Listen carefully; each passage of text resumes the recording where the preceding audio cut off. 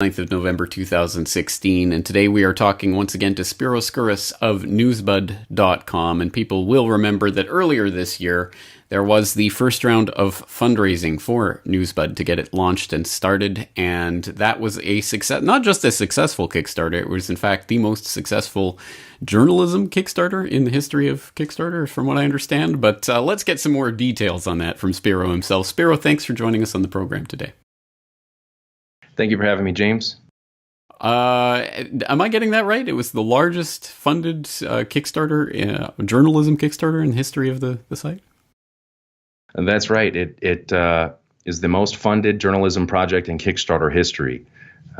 Something that we're very proud of, and obviously something that could have only been achieved due to everyone who supported the campaign. Absolutely right. Okay, so that campaign wrapped up in June and was successful. Now we are in the second round of funding to get Newsbud not just launched, but super launched into upper orbit. Let's talk about the new campaign and what's happening now. Well, as of now, we are well into our campaign. It's a little bit more than half over at this point. So far, we have 18 days to go, and our projected goal for phase 2 of this campaign is $130,000. Now, in phase 1, which I'm going to remind everyone, we have set up a 4-phase program. Phase 1 was successful, and we exceeded our goal by $20,000. So here in phase 2, we've actually reduced the goal from 150 down to 130. And we have 18 days to go to reach our goal, and we're hoping that everyone will pitch in their support to make this happen, make this possible for us here. All right, let's talk about, okay, so that first round of funding ended in June, and now here we are in November. Talk us through what's happened over the last 4 or 5 months. Well, since we received our funding, it does take a little bit of time to go through the process for Kickstarter to transfer the funds and everything. Since then, we have started to establish the framework for our organization, which is critical for any organization. You got to build it from the ground up. We have made purchases for equipment, purchases for training. We've been training our people on some of this equipment. We've actually been hiring people. We've made some outstanding additions to the team, people like Kurt Nemo and many others. I believe we have a staff of about 11 people right now. We've had website development. We've done a total remodel to our website, gave it a facelift. It looks great. We've updated the mobile responsiveness for our site. We've added numerous different shows like Professor Philip Kovacevic, Russian newspaper monitor, as I mentioned before, Kurt Nemo's Geopolitical Report, which is a great show.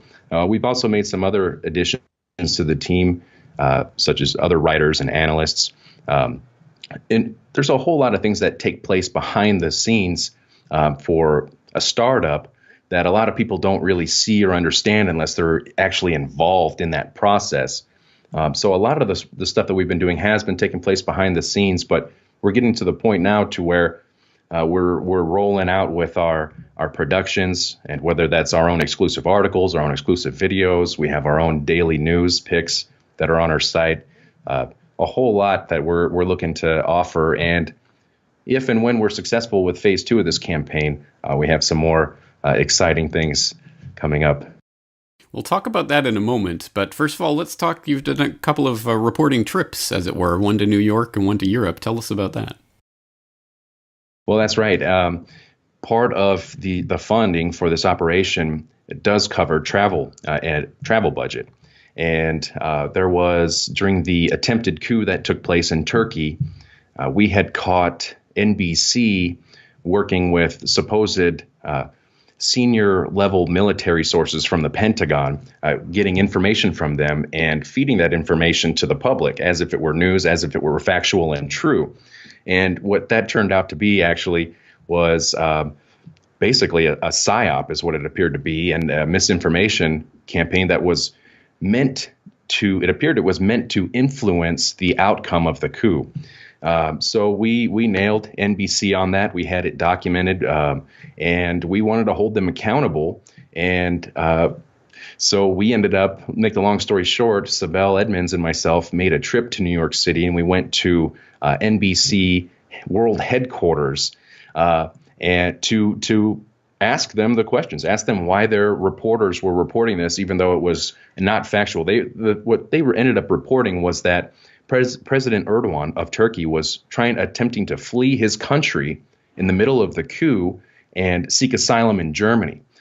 None of that was true. And when that information would have been very persuasive on the ground to the people there in Turkey and around, that they would essentially give up and lose hope if their leader was trying to flee. Then what are we fighting for? So it was a very influential and devious move from my perspective. So we wanted to go there and ask them face to face, and they actually had police prevent us from entering the building. We live stream the whole event, and we posted numerous articles and done numerous videos on it. So these are some of the things that we would like to be able to do. If there's some type of an event taking place anywhere, we want to be able to send a reporter, send a cameraman to go on scene, to get the footage, to get the coverage ourselves. That way we're not depending and relying upon the mainstream media to provide us with whatever kind of information that they're going to spin and give to us.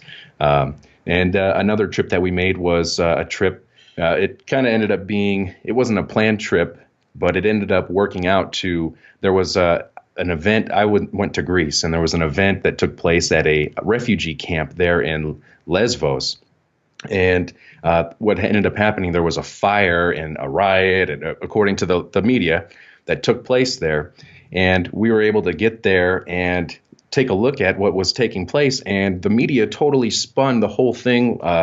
There was the fire, which they said burnt down like half of the refugee camp, was very small, very contained. We couldn't even see any fire damage. We ended up talking with some of the refugees. We ended up talking and interviewing locals and getting their perspective. And wouldn't you know it, it is completely different from what the media would have everyone believe, that Lesbos and Greece is just being totally overrun and destroyed because of these refugees, when it's not all it's cracked up to be. There's a whole lot more going on behind the scenes there, and we have a lot more information and presentations that we're going to be providing here soon on that, as it's a big topic. Right. And I'm looking forward to that. And people might remember we discussed that in a recent Newsbud roundtable that I was a guest on, talking about the refugee situation. So there's been a lot of reporting going on, but we're now a couple of weeks away. Sunday, November 27th is when the campaign officially wraps up, and looking to hit that $130,000 mark.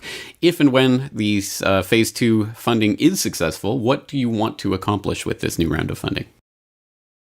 Well, in phase 2, we're looking to continue to build our team, and this is also going to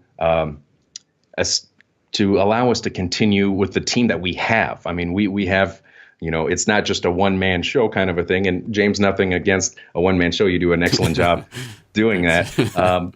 But we're establishing a team where these people have to pay bills, and we want to have them full time and to be able to commit themselves full time. And then we also are looking to expand. We're looking to hire another full-time producer. We're looking to hire some more investigative journalists, full-time web administrators, part-time senior analysts, have that travel budget there.